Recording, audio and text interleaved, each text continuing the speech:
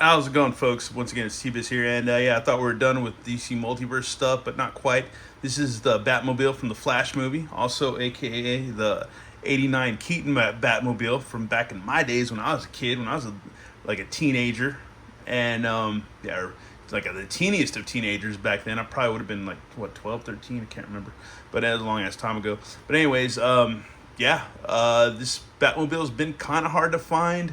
I think a couple, if not a few weeks ago, somebody on the Mcfarlane DC Multiverse fan page or group page or whatever was like, hey man, these are available on Amazon. They got some, go check it out.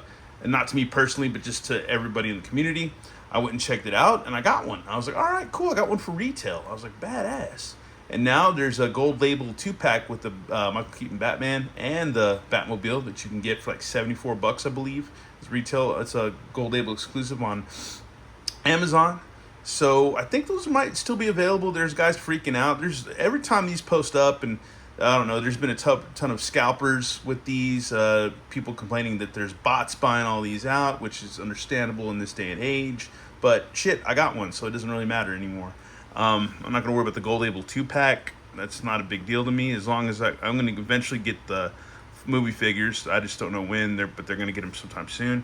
And I got the Batmobile, so that's cool. We're going to go ahead and unbox this. First of all, when you take it out of the box, I love how it's like smashing out of this cardboard right here, this protective cardboard. It's kind of hilarious, I'm not going to lie. It's low-key funny. So we got our Batmobile, we got our collectible trading card, as my brother Overlord always says, and we got our fins that we got to attach to the car.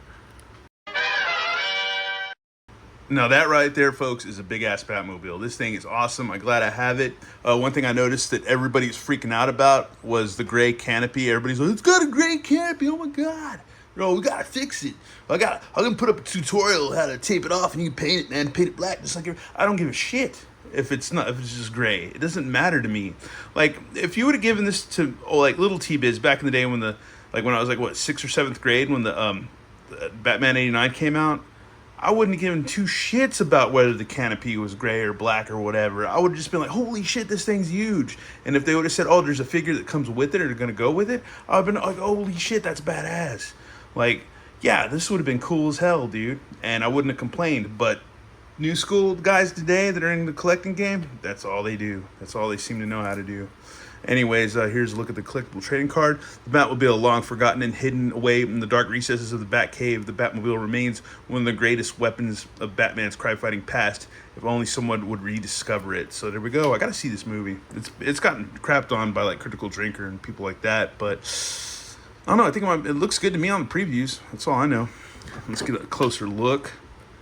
I think it's badass, man. I like it. It got rubber wheels. Got red tail lights, got the thruster jet engine in the back, details on the bottom, the bat symbol on the hubcap or whatever, got the turbine thing up front, and then there's a canopy, which, let me see, oh man, I don't want to break this, but I got to snap it open, so, oh, okay. Okay, you unsnap it and then it, okay, lunges forward, okay. All right, cool. And you can fit a Batman in there, so that's cool, man. That is freaking cool. I'm digging it, man. I like it, dude. That's awesome. That's good enough for me, man. I'm not going to worry about throwing up a Batman in there right now, because I want to wait till I get my Michael Keaton Batman to do that. So it's got to be the proper Batman in there as far as I'm concerned. Can't throw a good old Nightfall Batman in there. It just wouldn't work for me. Wouldn't work at all. But other than that, this thing is huge. It's awesome. You can't even fit it on the table barely, and barely get it on camera. And yeah, it's badass. It's freaking cool, and I'm getting my fingerprints all over it. But it is mine, so it doesn't matter. And yeah, the wheel spin. This is awesome, man. I could imagine, like most dudes, collectors, be like, man, I wouldn't, whatever, play with it. But being a kid back in the day, I totally would have just like jammed this thing off of a front porch, off of a ledge, just to watch it, just rock it.